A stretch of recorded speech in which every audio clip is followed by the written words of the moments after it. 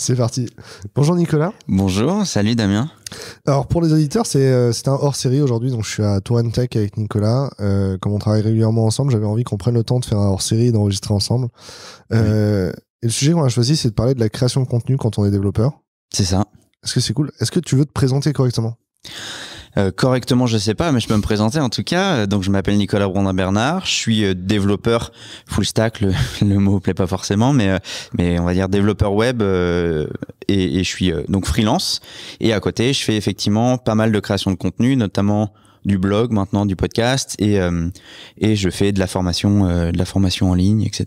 Donc j'ai ces activités-là en plus, on va dire, de mon job de tous les jours. Ouais.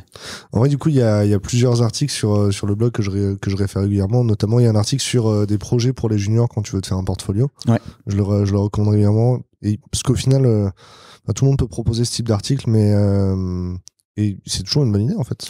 Ben ouais, et moi j'ai donné une petite dizaine d'idées, mais en vrai. Il y a une multitude de choses à faire et puis chacun a sa vision. Moi, j'ai essayé de trouver des idées de projets qui sont pour moi, parce que ça me correspond à ce que j'aime faire, mais des projets qui sont pas toujours très compliqués, des projets qui ont parfois déjà été faits, mais sur lesquels on peut apporter sa touche vraiment artistique, créative, personnelle. Moi, c'est vrai que c'est le côté créatif qui est très important pour moi, et du coup, je voulais apporter ces idées-là pour que chacun puisse se dire, bah, tiens, moi j'ai envie de refaire tel projet, mais je sais que je vais apporter ma patte créative qui va vraiment changer le rendu et qui va apporter quelque chose au projet, et voilà quoi. Du coup, ça me fait penser à une autre question en termes de patte artistique personnelle. T'as ton illustration à chaque fois, ta bannière qui va servir de preview.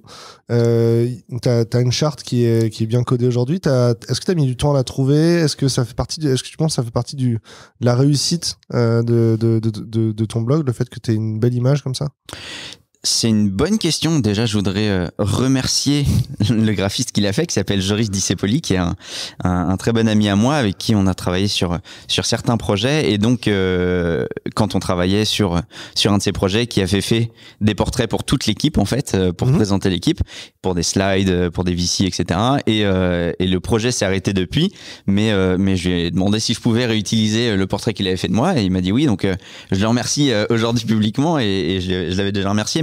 Mais souvent on me demande mais comment est-ce que t'as fait, quel fil t'as utilisé, etc. Je dis non, ne dévalorisons pas le travail d'un graphiste, d'un illustrateur de talent. Ouais. Donc c'est très cool, merci à lui. Et je saurais pas te dire si la charte ou le design, le graphisme, etc. A beaucoup influencé le succès du blog ou non. Mais ce que je sais, c'est que moi c'est très important pour moi. Donc j'ai essayé de faire quelque chose de simple globalement, hein, c'est du noir, du blanc, du gris, un peu d'ombre, une police roboto, mais avec différentes graisses, etc. J'essaye de rester toujours dans quelque chose de simple, mais d'essayer de pas faire de faux pas et de faire quelque chose qui soit agréable visuellement, quoi. Et donc c'est pas indispensable. Que ça soit pour créer des projets ou quoi, mais c'est intéressant, je pense, d'essayer juste de faire quelque chose de correct, même en restant, on peut dire, minimaliste ou quoi que ce soit. Alors du coup, on a discuté hier soir pour préparer l'interview, et comme sur Discord, je te vois tout le temps avec le statut en train d'écrire un article, j'avais l'impression que tu passais 8 heures par jour à écrire des articles, et finalement tu m'as dit que tu n'y passes qu'1 heure par jour. C'est quoi ta routine en fait? Alors ça dépend, 1 heure par jour, c'est vrai que c'est pour les petits articles, il y en a qui vont prendre beaucoup plus de temps, ça va être 2 heures, 2 heures et demie, voilà. Alors routine... déjà, tu fais plus des articles tous les jours, t'en fais 3 dans la semaine? Ouais, c'est ça, j'en fais 2 nouveaux dans la semaine. Il y en a un que je mets à jour où je refais soit l'identité graphique de l'article, plus je vérifie, on va dire, le contenu, je l'édite un petit peu, etc. Mais effectivement, j'ai commencé par 5 par semaine, et j'en suis un peu revenu pour regagner un petit peu de temps du coup dans ma vie. Mais c'est vrai que quand j'ai commencé, en gros, je mettais pour le coup à peu près au moins 2 heures et quelques par article. Et ma routine à l'époque, c'était je sortais mon chien.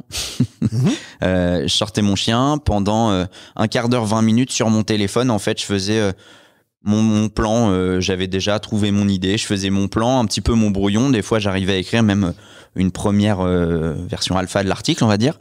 Et puis après, souvent, c'était le lendemain matin où je réitérais dessus. Je reprenais mon brouillon, je rechangeais bien, etc. Je réécrivais. Et puis après, Après, bah, c'est directement, je fais la miniature, je fais toutes les métadatas, etc. autour. Je mets en gras, mets en forme, on va dire, l'article. Et puis après, je prépare mes posts réseaux sociaux, etc. Donc c'est vrai qu'en général, on peut même dire qu'en moyenne, ça va me prendre 2 heures vraiment de j'ai l'idée jusqu'à je le publie sur les réseaux sociaux, etc. quoi. J'ai aussi beaucoup d'idées d'articles qui sont juste en mots-clés, série de mots-clés dans mon Google Keep ou dans mon Notes. Ouais. Ça commence effectivement souvent comme ça. J'ai un Keep qui fait vraiment 3 km de long avec tout ce que je peux. Donc ouais, je comprends. Je réfléchis. Alors, à quel moment tu as commencé à faire du contenu de manière générale? Alors, de manière générale, j'ai presque toujours créé du contenu, même avant que je sois sur Internet. Non, mais j'ai cette passion de la... Tu t'es mis du café dans le nez, c'est ça? Non, j'ai rigolé à la vanne de avant d'être sur Internet, je faisais du contenu. Non, j'ai rigolé. Non, mais c'est vrai que... Attends, bah, tu faisais quoi comme contenu? Tu travaillais dans un magazine papier Non, mais ce que je veux dire par là, c'est que c'est même pas une passion pour la création, on va dire, et le média, c'est un besoin. J'ai toujours eu besoin que ça soit d'écrire, de faire des vidéos, des choses comme ça. Donc, je pense que j'avais 10 ou 11 piges et j'écrivais des histoires dans mon téléphone. Il n'y avait pas de fonction note à l'époque. Je m'envoyais des textos avec le bout d'histoire que j'avais écrit, etc. Donc, j'avais des suites de 50 textos avec comme un début de roman. Et voilà, donc j'ai vraiment toujours fait ça. Après, effectivement, j'ai commencé à faire des trucs sur Internet. J'ai fait de la vidéo, du montage vidéo, etc., etc. J'ai fait, je sais pas, mon premier blog, je devais avoir 15-16 ans, je pense. Et du coup, j'ai toujours fait ça. Mais c'est que très récemment, on va dire, enfin très récemment, depuis en gros mars 2020, où je fais vraiment de la création de contenu autour du métier de dev et de l'informatique, quoi. Ok, donc c'est le premier confinement où tu as commencé à travailler sérieusement sur le blog.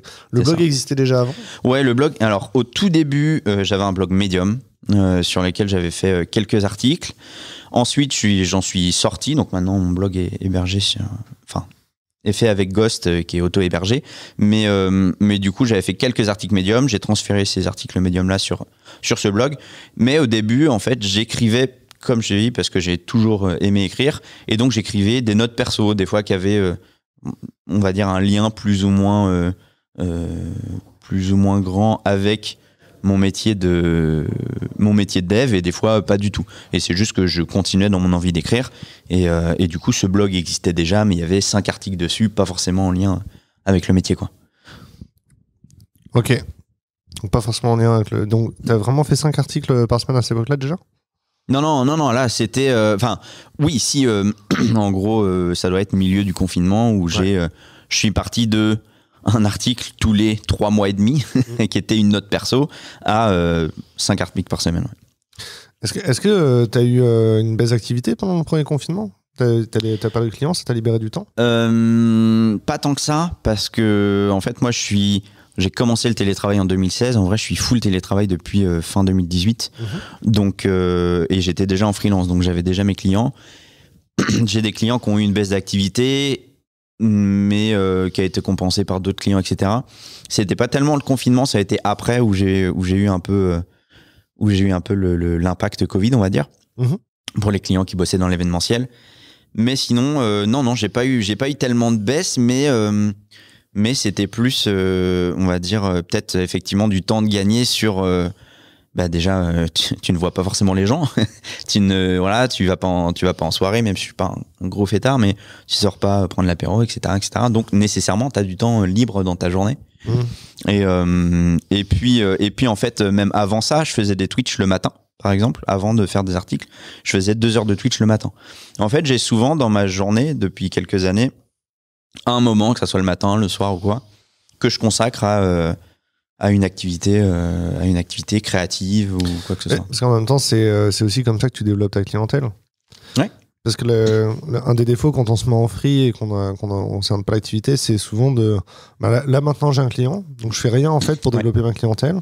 Et puis après, quand le projet est fini, j'essaie de remuer ciel et terre pour trouver un client. Je me mets sur toutes les plateformes, j'appelle tous les copains. Et alors que c'est une bonne pratique du coup de prendre 1 heure par jour, c'est peut-être beaucoup, mais où il y a beaucoup de gens qui se bloquent une demi-journée dans la semaine, donc ça revient même en fait. Hein. Mais En vrai, j'ai eu la chance jusqu'à aujourd'hui de pas avoir tant que ça à le faire.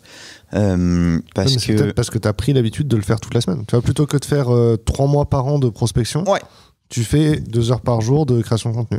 Ouais, peut-être, mais c'est vrai que en fait, la création de contenu, elle est venue, la création de contenu, donc d'articles, de blogs spécialisés, dev, etc., est venue avec l'envie de faire des formations. Mais elle m'a rarement servi, parce que moi, je voulais pas m'en servir comme ça, enfin, c'était pas l'objectif, mais elle m'a rarement servi à me ramener des clients freelance.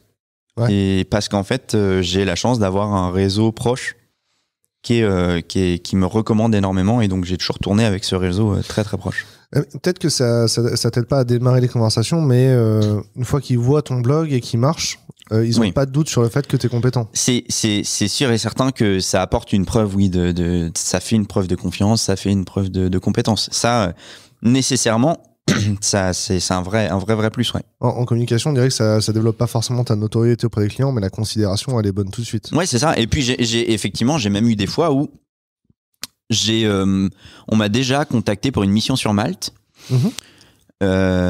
Et en fait, on m'a recontacté par mon réseau proche parce que la personne m'avait retrouvé par mon réseau proche. Ouais. Et où du coup, on n'est pas passé par la plateforme parce qu'en fait, voilà, on m'a retrouvé, on m'a envoyé un message, on m'a dit, bah en fait, c'est moi qui t'ai envoyé un message ce matin sur Malte, et là, je te retrouve. Donc, c'était sur un Discord voilà. Après, pour approcher un investisseur, c'est complètement normal comme pratique. Hein. Ouais. Un investisseur, tu le vois sur une liste, etc. Mais te faire recommander par un proche, c'est une bonne idée, en fait. C'est une façon d'être plus valorisé. Donc, dans l'absolu, c'est une bonne façon d'approcher les gens, hein, de trouver un contact en commun qui peut te mettre en relation. C'est toujours un plus, ouais. Je suis sûr que dans les livres qui donnent des conseils sur comment développer son réseau pro, ils expliquent qu'il faut faire ça. Hein. Ouais, je suis d'accord.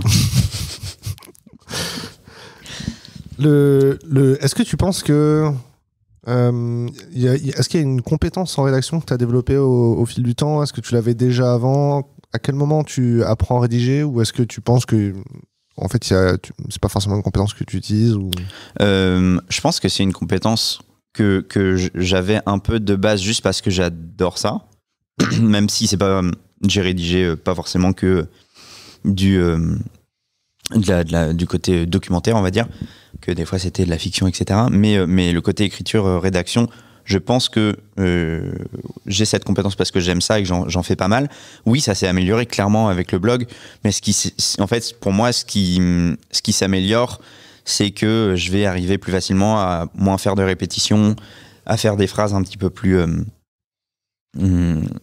claires, à mettre mes idées plus rapidement sur papier et de gagner du temps, en fait. Voilà. Mais par contre, je pense pas. Je suis désolé, j'ai la gorge sèche. Je pense pas que ça soit nécessaire. Faut que je boive un coup. C'est reparti. Donc je reprends. Ouais. Je pense clairement pas que ça soit une compétence où il faille se dire tiens, je suis vraiment bon en rédaction, etc. pour lancer un blog ou pour créer du contenu. Ça, pour moi, ça vient, ça s'améliore, mais c'est clairement pas une obligation à avoir. Alors, les questions de faute d'orthographe, est-ce que tu utilises Language Tool ou quelque chose comme ça, ou tu écris déjà sans faire de faute de base? Je fais pas beaucoup de fautes de base. Après, j'utilise pas d'outils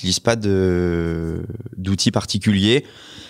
Quand il y en a une, souvent j'ai un lecteur qui me la remonte, je la corrige, etc. Et voilà, faut pas se focaliser non plus dessus. Faut faire gaffe, surtout quand on n'a pas forcément, qu'on a des difficultés de base. Mais faut pas non plus se surmettre la pression que ça. T'as pas un outil qui t'aide à analyser ton texte, un Flèche, un Yoast? Non, j'ai mon navigateur des fois qui me surligne en rouge. C'est tout. Du coup, est-ce que tu cherches quand tu travailles ton texte, c'est avoir des phrases plus courtes? Éviter les répétitions, t'as dit? Ouais, je déteste les répétitions à tel point que ça me pose problème des fois. J'ai des gens des fois qui me remontent, qui me disent mais je comprends pas, tu parles de formation et de masterclass, c'est quoi la différence? C'est la même chose, c'est juste que des fois j'ai besoin des deux mots parce que j'ai pas envie de répéter le mot formation, et donc parfois ça me dessert presque, mais c'est un automatisme que j'ai. Mais ouais, non, je fais attention à ce que les gens puissent comprendre le plus facilement. Si je vois que c'est une notion qui est très compliquée et que je fais une phrase de 5 lignes et que la personne, je sais, ne va pas comprendre, je la reprends. Soit je la simplifie, je la raccourcis, soit je la divise en deux, etc. Mais j'attache de l'importance et on va dire au contenu du texte et aussi à la forme du texte. Si moi en le lisant je prends pas de plaisir et que je me dis non c'est trop long, c'est visuellement ça fait un gros bloc de texte, je vais le retravailler. Donc des paragraphes courts et en plus tu prends le temps de surligner dans ton paragraphe à chaque ouais. fois pour qu'il soit lisible vite. Ouais c'est ça, j'essaye au maximum. Paragraphes courts et des phrases tweetables à chaque fois. Ouais, des phrases tweetables peut-être. C'est pas fait exprès, mais on peut faire des tweets de 340 quarts maintenant. Donc c'est ça. Non, j'avoue que c'est pas réfléchi. Je sais pas. Après, je pense aussi que c'est une habitude personnelle et tout ça, et ça m'arrive de lire des articles qui sont des bons pavés de texte, mais qui sont agréables à lire quand même. Donc après, c'est pas. Ouais, moi, je le fais parce que j'aime ça, quoi. Ah ouais. Tu mets aussi tu hiérarchises bien ton contenu. Tu as toujours des sous-titres à l'intérieur de ton article. Ouais. Bah. Je vais pas mentir, c'est aussi pour le référencement, pour plein de choses, mais je trouve que ça aide aussi à la compréhension. Bah, c'est surtout, en fait, pour la lecture sur Internet, comme ton utilisateur, il va peut-être être interrompu par une notification, il va peut-être avoir 3 onglets d'ouvert. Le fait qu'il y ait des sous-titres, ça lui permet d'être interrompu dans sa lecture et de revenir facilement dans l'article. Ouais. Même si c'est un article qui fait que 600 mots et qui se lit en 3 minutes, il y a quand même beaucoup de chances pour qu'il soit interrompu au milieu. Et les sous-titres, ça permet de reprendre au milieu. Ou peut-être que le paragraphe t'intéresse pas parce que tu connais déjà. Ouais, et ça arrive aussi. Ouais, souvent j'ai des paragraphes en savoir plus, aller plus loin et tout, où il y a sûrement 90% des gens qui vont le zapper, mais bah si tu veux pas le zapper, je te donne quelques liens pour aller continuer, etc. Et donc il y a ça. Et puis après il y a aussi beaucoup dans mon processus d'écriture, j'ai aussi beaucoup le fait de renvoyer vers des anciens articles. Mmh. Comme maintenant j'en ai écrit, je sais pas, il y en a un peu plus de 300 je pense sur le blog. Bah c'est un peu comme Wikipédia quoi. Quand j'aborde une notion et que je sais que tout le monde ne la connaît pas, je vais renvoyer vers un ancien article. Et du coup j'essaye de garder des articles pas trop longs. Alors c'est pas toujours possible, mais pour que justement ça soit pas pénible pour un utilisateur qui est vraiment on va dire novice dans un domaine particulier, de se faire 2, 3, 4 articles à la suite parce qu'il a pas compris une notion et qu'il puisse revenir à son article initial, etc. Donc voilà, c'est un peu. Mais ça se fait petit à petit à force de le faire, quoi. Ouais, je réfléchis. Est-ce que des fois, est-ce qu'à la fin de la structure parfois c'est d'avoir un gros article et des petits articles satellites? Là, j'en ai pas en tête qui pourrait avoir cet exemple-là. Par contre, ce qui est vrai, c'est que très souvent, je vais aborder une notion parce que j'ai vu une news, par exemple, dessus, ou parce que j'ai envie d'en parler. Et en l'écrivant, j'écris les 2 premiers paragraphes et je me rends compte qu'il y a une notion qui est indispensable et que j'ai jamais abordée sur le blog. Et donc, en fait, j'arrête l'écriture de cet article-là et j'écris la notion d'abord pour pouvoir faire ce lien et que mon article... je veux pas risquer de perdre les gens qui n'auraient pas cette notion et je l'écrirai dans une semaine. Et ton process d'écriture aussi, tu m'as dit hier soir, il y a un thème ou un sujet, j'ai envie d'apprendre, et donc tu vas prendre dans ton heure ou deux le temps de te documenter, et à la fin tu remets un peu de ta pige ou les articles clés que tu as trouvé pour faire l'article, quoi. Ouais.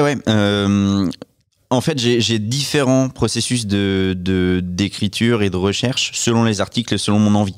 C'est aussi ça qui fait, je pense, que j'ai réussi à tenir la cadence, on va dire, et tout ça, c'est que je fais selon mes envies. Si j'ai envie de beaucoup écrire, bah, je vais me prendre un sujet où je peux beaucoup écrire.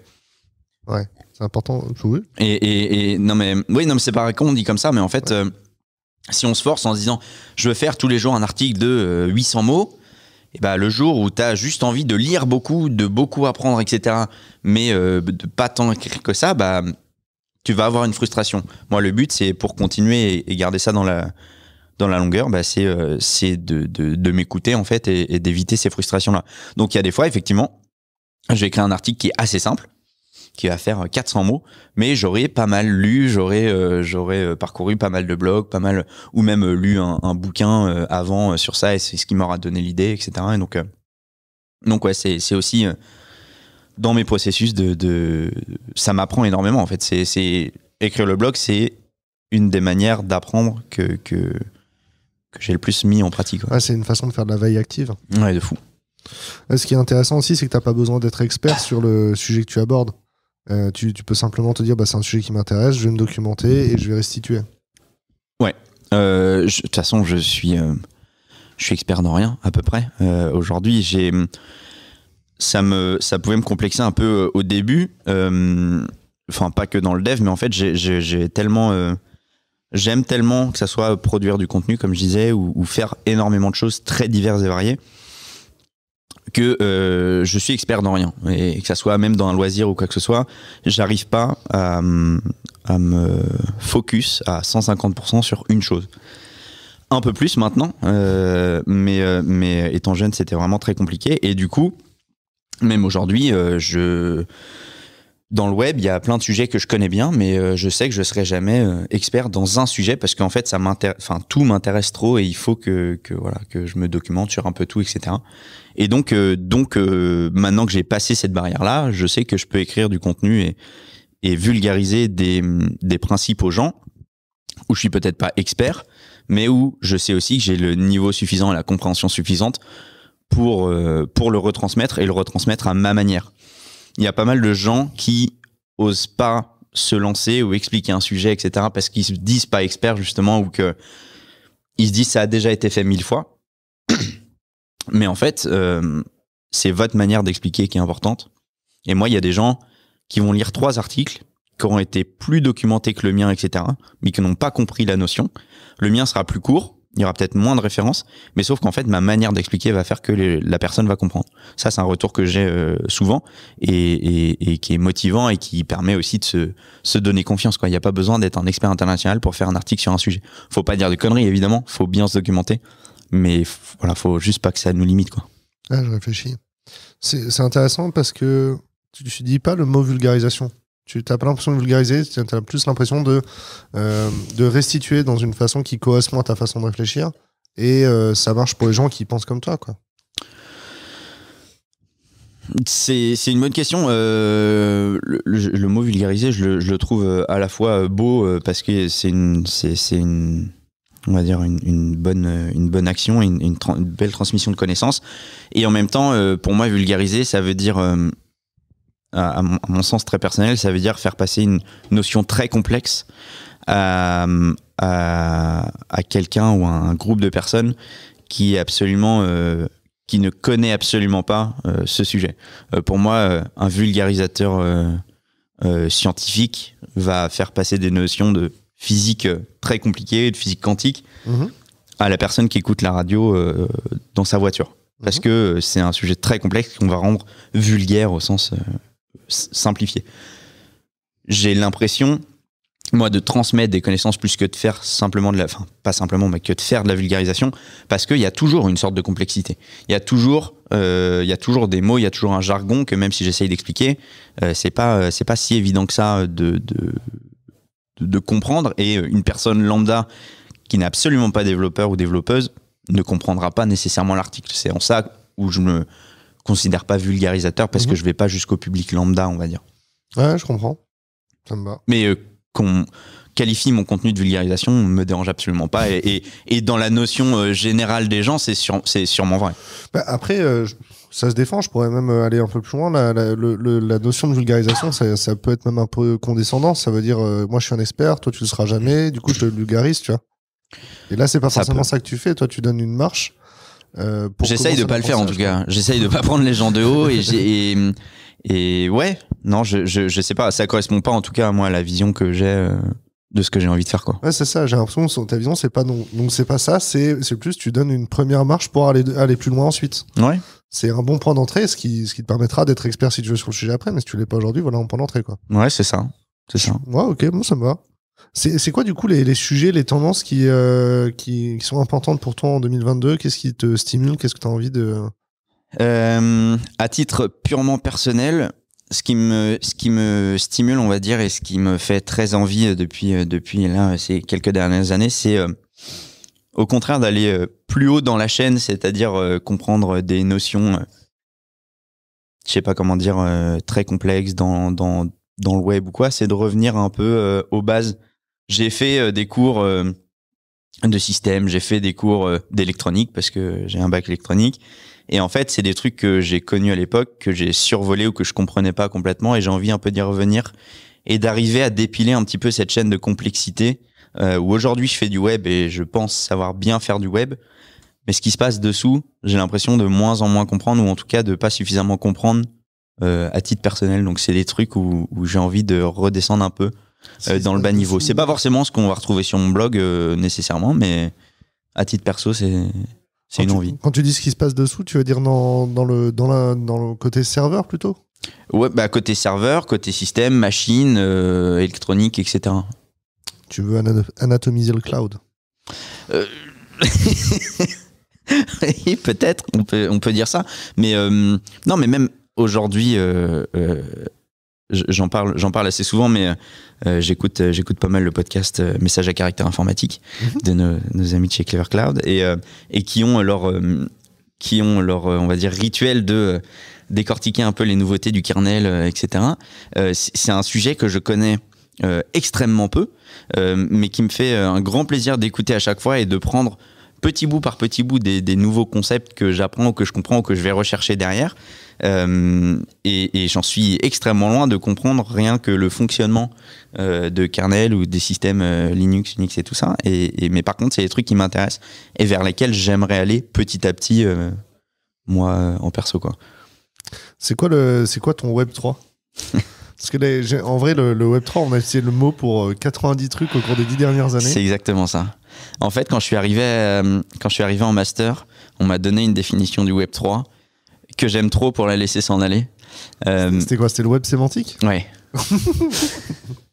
qui est sûrement une utopie, même si elle a des réalités techniques et tout ça. Mais en fait, je trouvais ça très très logique dans la pensée. Pour peut-être les gens qui ne suivraient pas, en général, on parle du Web 1 comme étant un web consultatif, le Web 2 comme du web participatif avec les réseaux sociaux, les blogs, etc. Parce que vous pouviez devenir créateur de contenu, enfin créer du contenu sur le net sans être développeur nécessairement. Et le Web 3, c'était la porte d'ensuite, c'est que le web a toujours fourni des documents, des sites, c'est des documents HTML. String. Voilà. Et passer en Web 3, ce serait non plus fournir seulement des documents, mais des connaissances directement. On a des moteurs de recherche qui donnent des connaissances. Google le fait, les extraits de sites, alors c'est bien, pas bien, etc. Mais avec même Google Home, Alexa, etc., ils savent extraire de la donnée directement du web, qu'on va dire 2.0, mais le donner dans une forme purement de données et pas simplement d'un document. Et pour moi, c'est encore ça la définition du Web 3. Voilà, si c'était ça ta question. Ah si, non, ouais, je trouve ça intéressant. En fait, le Web 3, on l'entend en ce moment sur de la blockchain, du NFT, de la crypto-monnaie, etc. Et le métaverse aussi. Et le métaverse. T'as des gens pour qui le Web 3, c'est le monde virtuel, et d'autres pour qui c'est le monde décentralisé. Voilà, alors déjà il y a ça, mais moi juste ce qui m'embête le plus dans cette définition, c'est qu'à quel moment on parle de web.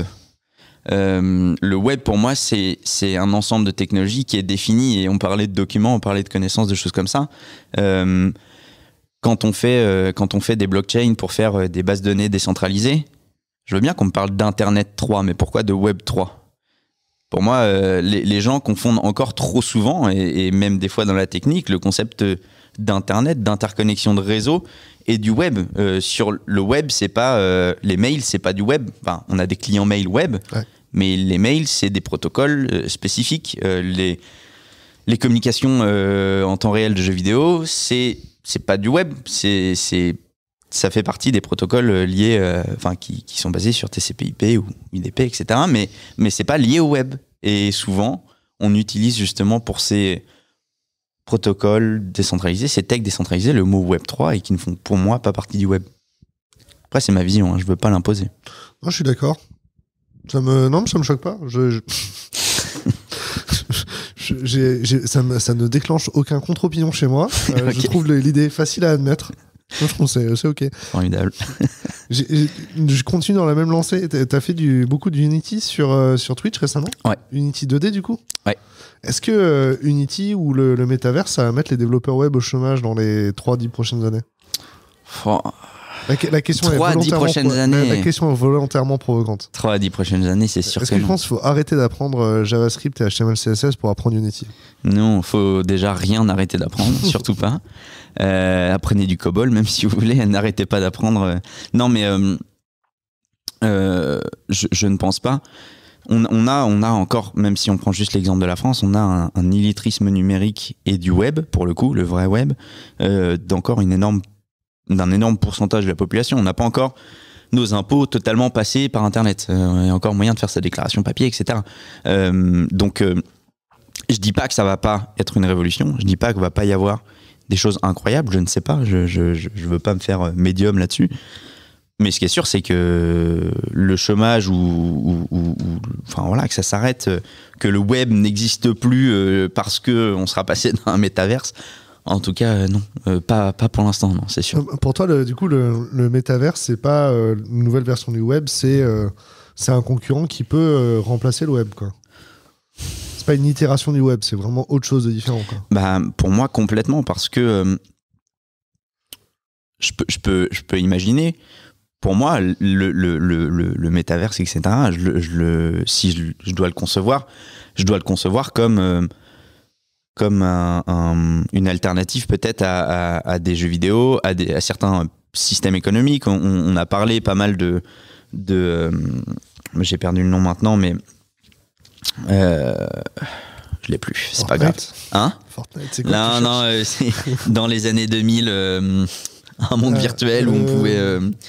mince, j'ai Simple Life qui m'est venu, c'est pas ça. Bref, je pense que la plupart des gens voient de quoi on parle, j'espère. Second Life. Second Life, oh yes, merci. Du coup, ça, je pense que ça peut être quelque chose d'intéressant. Le concept était intéressant à l'époque, ça peut le redevenir. Il peut y avoir des trucs super qui sortent de ça. Maintenant que Second Life, pour ceux qui connaissent pas, c'est Animal Crossing en 3D avec des vrais humains. Ouais, et oui. Non, mais il y avait aussi un vrai penchant économique. Il y avait des entreprises dessus. Il y avait de l'investissement. Les gens, certaines personnes gagnaient de l'argent avec, d'autres en perdaient. Dans Animal Crossing, il y a une entreprise, hein, c'est Tom Nook. Hein. Oui, bien sûr. Mais effectivement, non, c'est vrai. Je ne veux pas dévaloriser Animal Crossing, loin de moi cette idée. Non, mais en fait, des systèmes comme ça, avec la VR et tout ça, il peut y avoir des trucs incroyables. Mais pour moi, le web, ça reste de la documentation, ça reste des informations, il y a du divertissement. Peut-être que la partie divertissement du web va partir petit à petit vers le web 3 et peut-être que dans 70 ans, tout sera dans le métaverse, etc. Je ne sais pas. Mais ce qui est sûr, c'est que pour moi, en tout cas, le web est trop important aujourd'hui dans les vies des nations et des gens pour que ça disparaisse et qu'on n'ait plus besoin de développeurs web, sûr et certain. Est-ce que le web, c'est pas la réalité ? Bah, c'est une extension de notre réalité, ça fait partie de la réalité. C'est pas parce que c'est numérique que ça n'a pas d'impact dans nos vies et que nos vies n'ont pas d'impact sur le numérique. Enfin, pour moi, c'est pas. Je vois pas pourquoi je différencierais les deux. Quand j'ai une discussion avec quelqu'un en ligne, la seule différence, c'est que j'ai pas la personne devant moi. Mais c'est un vrai humain en face. Ouais. Mais c'est un vrai humain en face. J'espère que je sais qui c'est. Ça, il y a des choses qui changent beaucoup par rapport à notre vie réelle entre guillemets. Mais on l'a vu en plus avec les gens qui sont obligés parfois de se mettre au télétravail, etc. On a vu que c'est pas juste un monde virtuel, hein. C'est juste la suite de notre monde réel, quoi. Au final, quand t'achètes un truc sur Le Bon Coin plutôt que chez Auchan, c'est quand même un vrai humain à la fin que tu trouves. Exactement. Moi, j'adore la brocante. Le Bon Coin, c'est la brocante, mais qui est tout le temps en ligne. Et s'il pleut, les gens n'ont pas besoin de remballer, quoi. Non, mais je suis assez d'accord. Je me suis retrouvé à acheter des vieux appareils photo récemment. Je comprends. Voilà. Mais en plus, il y a le même effet brocante, c'est-à-dire que le mec te dit, tu lui demandes est-ce qu'il marche, il dit je sais pas. C'est ça, exactement. Mais ouais, je comprends, c'est pour ça que vous le vendez 10 balles alors qu'il en vaut 50 s'il marche. Ouais. Non, mais on retrouve, mine de rien, juste les comportements humains classiques, alors amplifiés parfois ou à l'inverse, minimisés sur certains points, mais ouais, tant qu'on interagit avec des humains, pour moi, ouais, ça ne change pas grand-chose. On est dans le bonus, là, on est à 35 minutes, on va faire un bonus. J'ai une question à te poser du coup qui va au-delà de ça. Effectivement, du coup, Internet, c'est la réalité. Tu vois, quand j'ai mon smartphone, je parle avec des vrais gens en face. Et nous, on était une génération où encore on pouvait nous dire pas de smartphone avant 14 ans, etc. Tu vois. Tu es jeune papa, alors toi, Oui. depuis plus longtemps que moi. Oui, un peu. Comment tu appréhendes le sujet, parce que on va pas pouvoir dire à nos enfants non, t'es exclu d'Internet, tu vois. Non, non, c'est sûr que non. Ils vont connaître les smartphones avant de connaître les ordinateurs, nos enfants. Oui, sûrement. Et après, je pense que de toute façon, l'éducation, c'est extrêmement compliqué. Je m'attendais pas à ce que tu aies genre une recommandation qui soit universelle pour tout le monde. Non, bien sûr. Mais en tout cas, tu as des appréhensions qui peuvent être universelles, tu vois. Moi, j'ai des appréhensions, mais j'ai des envies aussi. J'ai des envies de montrer des choses à ma fille, de la guider là-dedans. Et voilà. Aujourd'hui, on a par exemple changé, nous, notre mode de vie sur certaines choses pour elle. On a enlevé la télé de notre salon, etc. Est-ce qu'elle est privée de télé? Non. Simplement, on regarde la télé en famille le week-end seulement, et pas des nombres d'heures excessifs. Maintenant, ça, c'est la manière dont on a abordé la télé. Le smartphone, il est dans notre vie de tous les jours, mais par contre, on essaye de faire en sorte que elle voit ça pas comme on est avec elle et on a notre smartphone et c'est une évasion, c'est un divertissement, etc. Mais qu'elle voit que moi, je m'en sers comme un outil de travail. Et ma fille, elle a des reproductions de téléphone, ou elle a même un vieux BlackBerry de ma femme qui n'est pas allumé, et elle s'en sert. Et quand elle se sert du téléphone, elle dit je travaille, quoi. Elle prend et elle dit je travaille. Et que depuis récemment, je lui ai dit que des fois je jouais à des jeux sur mon téléphone, et elle prend son téléphone et elle dit moi aussi je joue à un jeu. Et en fait ils reproduisent et ils s'inspirent et ils s'emplissent de ce qu'ils voient et de ce que nous on fait avec eux et tout ça. Donc en fait c'est sûr qu'il n'y a pas de solution miracle, parce que déjà tous les parents vont avoir des habitudes, des choses comme ça différentes. Mais moi, ce que j'aimerais faire, c'est à chaque fois que l'accompagner au maximum, peut-être l'initier un peu plus tôt que ce qu'on pourrait se dire. On pourrait se dire non, mais on va le laisser, etc. Mais lui apprendre des choses. Mon envie pour l'introduire au téléphone portable, si j'ai l'occasion, j'aimerais vraiment arriver à faire ça, ce serait qu'elle voit qu'on fasse ensemble un petit téléphone Arduino ou quelque chose comme ça, et qu'elle a 2 boutons, un pour appeler ses grands-parents, un pour nous appeler nous, même pas forcément d'écran, ou voilà, et juste que par contre il soit à elle. Je lui donne, mais je sécurise au maximum. Et ensuite, 1 an après, quand elle a compris ça et qu'elle a compris les enjeux, qu'elle va avoir appelé une fois sa grand-mère la nuit et que ça va bien l'avoir saoulée, et qu'on en discute, etc. Et qu'on dise, ok, maintenant on va te laisser un peu plus de liberté, mais on en discute, et on discute aussi potentiellement, évidemment à son niveau, mais du côté technique de ce que c'est un téléphone, etc., etc. Et je trouve ça fascinant. Il y a des enfants qui ont 2 ans, 3 ans, et qui comprennent que quand toi tu utilises le téléphone, il y a un humain de l'autre côté, tu vois. Il y a mamie de l'autre côté. Viens, on fait une vidéo pour mamie, on fait un selfie pour mamie, tu vois. Nous, elle a vécu en confinement. Enfin, sa vie, ça a été une partie du confinement. Donc déjà, elle connaît les gens avec les masques, etc. Mais elle fait l'une des utilisations du téléphone pour lequel elle voit plus, c'est elle fait de la visio avec ses grands-parents. Ça, c'est ancré dans sa vie, c'est qu'elle appelle ses grands-parents et soit en vocal, soit en vidéo, etc. Mon fils est trop jeune, pour lui le téléphone il faut le manger. Bah oui. Non, mais au final, en fait, tu vois, c'est... En vrai, à 3-4 mois ça se joue. mais voilà, donc ça fait partie de toute façon de sa vie. Maintenant, ça va être l'accompagner le mieux possible, quoi. Et du coup, je comprends. C'est ce que je trouve intéressant aussi dans ce que tu expliques, c'est que ils apprennent pas l'usage, tu vois. Donc elle a d'abord appris que le téléphone c'est pour travailler. Elle apprend que le téléphone ça sert à parler à maman ou à mamie. Ils apprennent les usages. Et c'est vrai que nous on a d'abord appris un peu comment ça marchait un ordinateur. On a rajouté de la RAM dedans, tu vois. Parce que nos parents savaient pas.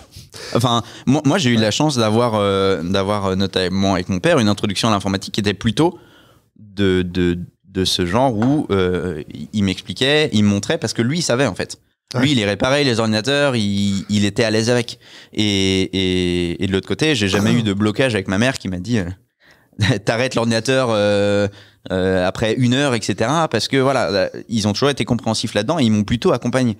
Soit l'un avec les connaissances, soit l'autre avec le fait de se dire que c'était pas n'importe quoi ce que je faisais et que du coup, je pouvais être sur un ordinateur sans risquer ma vie en restant plus d'1 heure, quoi. Donc c'est pour moi aussi hyper important le fait de... Le 1 heure qui était bloqué, c'est surtout parce que le free c'était que 3 heures. Ah ouais, mais j'ai eu internet au final assez tard. Hein. Donc moi, j'ai eu internet chez moi quand c'était en illimité. Ouais. Donc après je suis un peu plus jeune aussi, mais j'essaie de me rappeler comment on me l'a introduit. Je pense que la première fois que mon père m'a parlé d'un ordinateur, il m'a dit ouais, c'est comme la console, mais on peut mettre plein de jeux différents dedans. Il y aura des jeux de train et tout dessus, tu vois. J'ai en mode, oh, mais on n'a pas de jeu de train sur la Mega Drive. En plus, on est resté sur une console sur la Mega Drive alors que la Saturn était sortie. Genre, j'ai eu la 64 quand la GameCube est sortie. Tu vois, moi, oui, t'avais un décalage. À l'époque, ça me gênait pas du tout d'avoir un temps de retard parce que j'achetais mes jeux d'occasion et puis de toute façon, GoldenEye, c'est resté GoldenEye pendant 10 ans. Donc, non, c'est vrai, mais oui, toutes ces choses-là, elles ont changé aussi aujourd'hui. Que tu me diras. En 2021, j'ai joué à The Witcher. En 2020, j'ai joué à Skyrim. Donc, j'ai pas changé en fait. Non, t'as gardé cette éducation-là. Est-ce qu'il y a un sujet que tu voudrais aborder avant? Est-ce qu'il y a une tribune que tu voudrais prendre sur ce podcast? Une tribune que je voudrais prendre sur ce podcast Ou une question que j'aurais dû te poser, un sujet que tu pensais qu'on aborderait? On peut parler, ça a été un sujet assez récemment, mais moi, il y a un sujet qui me tient à cœur, que ce soit dans ma vie perso ou dans la vie pro, c'est la bienveillance, la transmission et tout ça. Ah, et ça t'a choqué les feedbacks sur Elise? Ouais, on en a pas mal parlé ces derniers jours. Déjà feedback au sens pur, oui, c'est un retour, mais quel retour? Non, mais en fait, pour moi, il y a des choses qu'on sait. Il y a des choses qu'on sait, c'est que les gens apprennent en neurosciences. Les gens apprennent quand ils sont pas perturbés, quand leurs émotions prennent pas le dessus. Donc ça, que ce soit en éducation pour les enfants, en transmission pour les formateurs pour adultes ou sur Internet, c'est que quand on veut faire passer un message, quand on veut faire apprendre quelque chose à quelqu'un, il faut que ça soit dans de la bienveillance et dans un espace sécuritaire, parce que sinon on ne retient pas, ou en tout cas on ne le retient pas suffisamment bien et tout ça.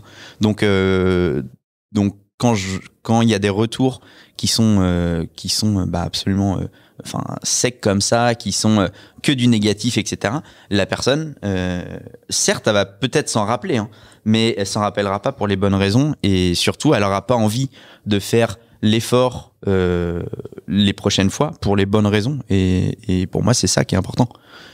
Donc ouais, la transmission de connaissances, c'est hyper important, et il faut, même quand on n'a pas l'impression qu'on est bon pour ça, essayer de prendre le temps d'expliquer, et même s'il y a quelque chose qui nous énerve, essayer de rationaliser ça et de comprendre quoi l'autre, tout simplement. Est-ce que tu crois qu'on peut noyer les de bienveillance des gens qui ne le sont pas? Déjà, en fait, j'ai eu une conversation pas plus tard que ce matin avec, c'est pas pertinent de citer, en plus ça pourrait lui desservir, faut pas que je le fasse, mais qui me dit, j'ai donné une conférence et je suis allé sur le Slack ensuite pour demander des feedbacks, ouais. Et là il y a un mec qui m'a fait un grand message slide par slide, c'est hyper détaillé, j'ai corrigé des choses, j'ai appris des choses, et je lui ai dit merci beaucoup pour ce feedback bienveillant. Et le bonhomme qui avait fait le feedback répond, attends, je suis un peu étonné parce que d'habitude je suis pas bienveillant, là j'ai pas fait exprès. Il était déçu de pas avoir été malveillant, tu vois. Je me demande du coup, est-ce que tu vois, est-ce qu'on peut répondre avec de la bienveillance aux gens qui le sont pas jusqu'à ce qu'ils le deviennent, tu vois? C'est pas certain qu'ils le deviendront, c'est jamais certain, mais oui, pour moi cette espèce de trucs, alors certains pourraient l'appeler le karma, d'autres vont juste l'appeler des répercussions positives, mais nécessairement en général, quand t'es positif ou bienveillant avec quelqu'un, il y a moins de chances, il n'y a pas de statistiques prouvées, mais il y a moins de chances que la prochaine fois qu'ils viennent te parler, ils te crient dessus, quoi. Donc ouais. Donc oui, pour moi, il faut pas s'attendre à ce que ça change quelqu'un, il faut pas s'attendre, voilà, mais par contre essayer quand on fait des feedbacks ou même un feedback sur un feedback, si on est condescendant dans ce retour ou sans vouloir être malveillant, mais juste quand on est un peu trop sec, etc., et bah, ça va souvent faire plus de mal qu'autre chose. Donc ouais, il faut se rendre compte à quel point, en fait, c'est important. Et il y a quelque chose qui est hyper important, et du coup, sur le même thème, c'est qu'en télétravail, la communication, elle est asynchrone, enfin, très souvent asynchrone. Et surtout, on a beaucoup moins les gestes, les réactions du visage, tous ces trucs-là, qu'en tant qu'humain, on n'interprète pas, mais notre cerveau interprète. Et du coup, les communications passent très différemment. Alors, on le remplace avec des smileys, avec des choses comme ça. Mais des fois, on a tendance à se dire, bon, je vais juste envoyer mon message et c'est tout. Et en fait, mine de rien, c'est des tournures de phrases, un smile à la fin ou peu importe. Ça peut changer énormément dans une relation de travail sans en exagérer et sans que ça soit, on va dire, forcé. Mais c'est des choses qu'il faut pas mettre de côté. Et surtout, que quand on fait un retour à quelqu'un, quand on demande quelque chose à quelqu'un, trop sèchement, etc., on peut s'excuser derrière, mais en fait, s'excuser, souvent, ça ne répare pas. Ça met un pansement, mais la blessure, elle peut toujours être là. Et il faut faire attention, qu'on soit dev ou pas, ou peu importe. Mais voilà, c'est quelque chose. Moi, je l'ai vécu en management. Je suis resté 6 mois dans une boîte. La boîte était géniale, mais le CTO, peut-être qu'il écoutera ce podcast, donc je vais rien dire de plus. Mais c'est pas passé. Et notamment à cause de ce problème-là de management, où en fait, je vais me coucher, il y avait un décalage horaire en plus, mais je vais me coucher à 22h. Je lui dis, voilà, j'ai fait tout ça, et à 22h10, il me dit, c'est de la merde, ça marche pas, on en parle demain. Évidemment, j'ai pas passé une très bonne nuit, et le lendemain matin, à 8h, je me lève pour tenter de réparer mes bugs, et en fait, je vois que dans la nuit, il m'a envoyé un message, il m'a dit, pardon, j'avais pas fait NPM install, en fait, ça marche. Et en fait, ça n'a rien réparé du tout. Ça a juste été un connard parce que en 10 minutes, il m'a juste dit ça marche pas, c'est de la merde et que voilà quoi. En plus, tu vois, en termes de communication violente, tu vois, ça marche pas, c'est de la merde, c'est la communication violente. En plus, ça dessert son propos parce que si ça se trouve, il voulait pas forcément dire que ton travail c'était de la merde, mais toi, tu l'as compris comme ça. Exactement. C'est exactement ça. Alors que ça se trouve, lui, il voulait juste dire que NPM c'est de la merde. Tu vois, non, mais tu as la même phrase. Non, mais c'est exactement ça. C'est pour ça il faut faire très attention. Et moi, pour le coup, cette boîte, j'y suis resté 6 mois. Et j'ai dit, je ne veux pas continuer là-dedans. Et c'est pas sain pour moi. Et donc voilà. C'est des choses qui peuvent faire bouger une équipe dans un sens ou dans l'autre très facilement, quoi. Ouais, je suis d'accord. On est parti de Elise, on l'a quand même quitté très très vite, le truc. Mais moi, ça me va. Non, mais ils sont très en lumière aujourd'hui. Est-ce que c'est bien de leur remettre de la lumière, même si c'est de la bienveillance, je sais pas. Il faut un peu laisser de temps, à ces gens-là. Ah, mais tu vois, typiquement, dans mes motions Twitter, il y a une personne qui discute avec une autre. J'ai l'impression que des gens vivent dans mes mentions. Parce que des fois, ils ont des conversations, tu vois. Et il y en a une qui discutait avec l'autre, il disait que c'était pas normal qu'on puisse se lancer une app qui parle de politique sans avoir de développeur senior, tu vois. Et ça m'a un peu bloqué. Je me dis, merde, j'aurais rien fait dans ma vie, moi. Ouais, mais c'est ça. C'est ça. Et il y avait un peu ce côté-là, genre, le senior qui dit... donc le mec est senior, il te dit, non, en fait, pas normal qu'il n'y ait pas de senior dans le projet. Et je suis en mode, on n'attend pas tout le temps qu'il y ait un senior qui vienne nous bénir et nous donner une bénédiction avant de mettre en prod, quoi. Et surtout que moi, pour avoir lancé beaucoup de projets et essuyé beaucoup d'échecs, c'est jamais les seniors qui viennent te voir quand tu dis, je cherche un développeur pour venir m'aider. Enfin, je dis pas que c'est jamais, mais ce que je veux dire, c'est que venir aider sur des projets open source, etc. Bien sûr, il y a une grosse communauté open source, mais quand tu es juste entrepreneur ou que tu as envie de monter un projet, une appli, etc., la première personne qui va venir te voir ne va pas être un senior qui a déjà son taf, des contributions peut-être open source ailleurs, etc. Non, c'est quelqu'un qui a besoin de se faire la main, qui va venir aider parce que le projet, lui, il trouve cool et que pour l'instant, il n'y a absolument aucune débouchée. Et là, en l'occurrence, il n'y a aucune débouchée financière. Voilà. Donc, je suis même pas sûr qu'ils aient créé une entreprise, parce que c'est pas... Je sais pas, je crois que c'est plutôt sur la base associative, je suis pas sûr, mais je crois que c'est plutôt de ce côté-là, quoi. Pour moi, ils ont mis une appli sur le store, mais je suis pas sûr qu'il y ait une société, quoi. Genre. Mais non, mais il y avait ça aussi, en 2007, on faisait des applis pour faire des applis. Oui. C'était une fin en soi d'avoir une appli sur le store avec 10 000 Ouais. téléchargements, tu vois. Ouais. 10 000 ou 10 millions, je sais pas, enfin, le nombre de téléchargements. Donc, ouais, c'était une fin en soi. Aujourd'hui, c'est plus le cas, mais ouais, c'est. Est-ce qu'on a besoin. Il y a ce côté, ça aussi, c'est. Le code, il a été mis en open source, tu vois. Et les gens se rendent pas compte, c'est pas forcément celui qui le met en open source qui l'a écrit, tu vois. C'est parce que dans ce genre de situation, en fait, t'as un pote qui est passé un soir, qui a codé avec toi un truc, tu vois. T'as peut-être copié-collé un peu sur Stack Overflow, t'as bricolé des choses ensemble, tu vois. Et puis là, les gens le condamnent, le jugent, etc. Alors que, en fait, il a fait un truc qui marche et puis c'est tout. Non, mais il y a plein de visions qu'on pourrait voir. Donc, effectivement, les codes qui sont sortis n'étaient pas propres, enfin, n'étaient pas ce qu'on attendrait, on va dire, d'un code classique qu'on retrouve. Mais tu as extrêmement raison. On ne sait pas qui l'a écrit exactement. Alors, il y a peut-être des historiques Git, mais on va pas aller. Voilà. Ah, mais dans l'historique Git, il y a celui qui est en ligne, en tout cas, qui est sur GitHub. Il y a un initial commit avec tout. Et après, dans leur truc, fun fact, il y a genre une dizaine de commits de nettoyage.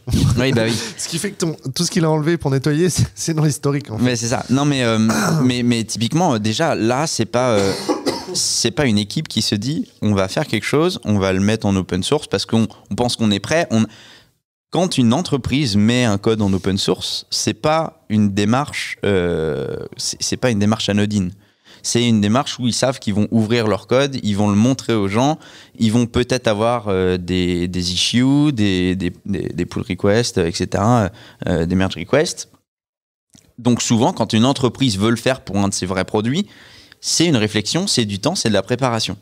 Là, c'est une très petite équipe où on leur a demandé absolument et limite imposé de mettre le code en open source. Donc ils l'ont fait vite. C'était pas forcément ce qu'ils voulaient faire tout de suite à la base. Peut-être qu'ils voulaient le faire dans 2 mois, 3 mois, j'en sais rien. Ou peut-être qu'ils voulaient pas le faire parce qu'ils n'avaient pas confiance en eux de montrer leur code et on voit ce que ça donne. Donc voilà, c'est d'autant plus compliqué qu'on les a quand même poussés à faire ça. Ce qui est sain d'avoir ce code-là d'une appli politique en open source. Ça, évidemment, c'est bien. Mais ça a été fait très rapidement et tout ça, et on peut pas, effectivement...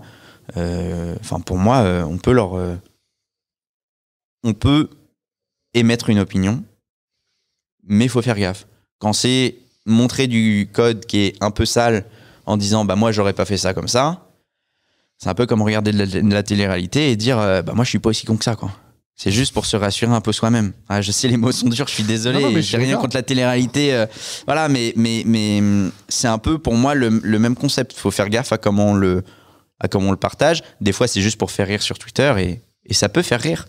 Mais c'est ce que je disais justement, ce que je répondais à quelqu'un, c'est que une fois quand tu as un petit tacle comme ça par un de tes collègues développeurs et que c'est un de tes potes, et voilà, c'est drôle. Quand c'est par quelqu'un que tu connais pas, c'est déjà pas toujours aussi drôle.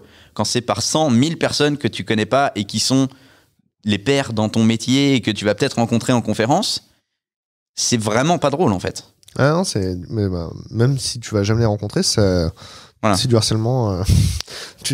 Mais ça, c'est aussi un sujet qu'on a dans les débats politiques, tu sais, genre une sortie que peut avoir une personne politique, t'as une personne qui va faire un tweet en mode elle est trop conne, et en fait c'est un tweet de plus sur 500 tweets, et la personne a l'impression du point de vue de la personne qui reçoit toutes les mentions, en plus elle a l'impression que les gens s'organisent pour la bâcher, alors que non, en fait juste tout le monde a rajouté une tape, tu vois. C'est ça. Ouais, non mais je comprends, c'est pour ça qu'on appelle ça le dog peeling, c'est l'empilement. C'est ça. Ok, cool, on a abordé plein de sujets, c'était cool. Bah ouais, carrément. J'espère que c'était cool pour les gens, en tout cas pour moi, oui. C'est quoi les conférences que tu vas avoir après? T'as déjà repéré des trucs ou pas? Ouais, j'ai pris... on en a parlé un petit peu hier soir, il y a une conférence en fin de journée sur l'histoire des navigateurs. Elle est trop bien. Et bah, je l'ai pas encore vue, mais juste le titre me donne déjà très envie d'y aller. C'est Noël Massé et Pierre Tibulle. Et du coup, Pierre la dessine en direct. Ouais, c'est ça. Et ben en fait, je savais pas que c'était dessiné. Moi, c'est le titre qui m'a donné envie d'y aller, tout simplement, parce que en 2021, l'année dernière, j'ai lu un bouquin qui s'appelait The Innovators, donc les innovateurs, par Walter Isaacson, qui est un très gros écrivain pour le New York Times, je crois, et qui est très bon biographe. et qui a écrit l'histoire de l'informatique, depuis Ada Lovelace jusqu'aux années 90, et qui a un bouquin absolument incroyable, qui retrace tout, l'invention du transistor, des puces intégrées, etc. etc.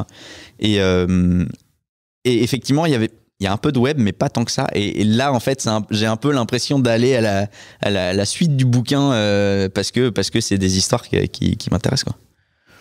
Tu m'as trop donné envie d'acheter le bouquin, je vais mettre le... Et franchement, si vous avez un bouquin que vous aimez un peu l'histoire de l'informatique, si vous avez un bouquin à lire, c'est celui-là, vraiment.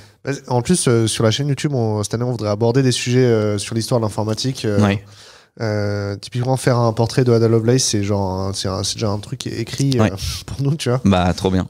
Parce parce qu'on se rend compte aussi que la culture informatique, au-delà des conseils carrière, ça rend service aux gens qui accèdent au numérique, en fait. Oui. Et tu sais, quand on fait les entretiens techniques, les 3 quarts du temps, si c'est pas des trucs structurés, bien organisés, etc., en fait, c'est juste une conversation où on mesure notre culture informatique, tu vois. Et c'est vrai. Et c'est bête parce que c'est pas ça qu'on apprend à l'école, tu vois. Ouais, non, absolument pas. Absolument pas. Bah, viens, on va faire du contenu sur YouTube un peu divertissant qui donne la culture informatique. Les gens, ils vont performer en entretien technique. Ouais, mais c'est une très bonne idée. Bah, du coup, je te recommande. Il y a beaucoup de contenus sur ton blog qui sont dans cette veine-là. Hein. Ouais, bah, parce que c'est quelque chose que j'aime beaucoup. J'ai quelques articles historiques, mais j'en ai qui font pas partie forcément de la grande histoire de l'informatique, mais on va dire de la petite histoire de l'informatique. Mais j'ai un article, par exemple, c'est un de ceux que j'ai pas écrit, mais que j'ai traduit parce qu'il y avait pas de traduction en fait, et c'est un article en anglais. Donc évidemment, je cite les sources et tout ça, mais c'est l'histoire d'un sysadmin d'une université américaine, je crois, de mémoire, qui découvre que au sein de son université, on peut plus envoyer des mails à plus de 500 km de distance. Ce qui n'a aucun sens, en fait, parce que l'informatique n'a pas de distance. Et l'histoire, et donc c'est un vrai bug technique, mais l'histoire, comme c'est formulé, où la personne raconte les personnes qu'il va voir, etc., etc., j'ai adoré, on va dire, tout ça. Donc j'ai voulu le partager à la communauté française. Donc voilà, si jamais... Je le repartagerai un de ces jours sur les réseaux si jamais ça vous intéresse. Mais ouais, du coup, l'histoire du mail qui arrivait pas à aller à plus de 500 km de distance, quoi. L'histoire du... Moi, ça me va. Ok, c'est cool. Bah, merci beaucoup. Et ben, merci à toi. On te retrouve sur ton blog. Ouais. On te retrouve sur Twitter. Tu perds sur Twitter. Je sais pas pourquoi, mais oui. En fait, j'y suis inscrit depuis 2011, mais je pense que j'avais pas la bonne... Je sais pas, je faisais pas encore partie du réseau, et là ça y est, ouais, les gens commencent à me suivre. Bah venez si jamais vous êtes sur Twitter. C'est quoi ton handle sur Twitter? Nicolas Brondin, tout simplement. C'est à peu près pareil partout. Nicolas Brondin ou Nicolas Brondin Bernard, n'importe où. Super cool. Pour les auditeurs, pensez à participer à l'enquête. Ça me donne des idées de questions à poser pour les invités. En ce moment, je travaille beaucoup sur des sujets de la culture produit, comment ça change l'organisation dans les équipes et dans les entreprises, et également sur l'accompagnement de carrière. Et j'ai plein de gens à rencontrer aujourd'hui pour leur poser ce genre de questions. Donc restez abonnés sur YouTube, sur les plateformes. Postez des commentaires sur YouTube. Tu répondras aux commentaires sur YouTube? Ouais. Absolument. Je peux répondre partout, Twitter, LinkedIn, YouTube, allez-y, avec grand plaisir. Super cool. À bientôt, merci beaucoup Nicolas. Merci à toi.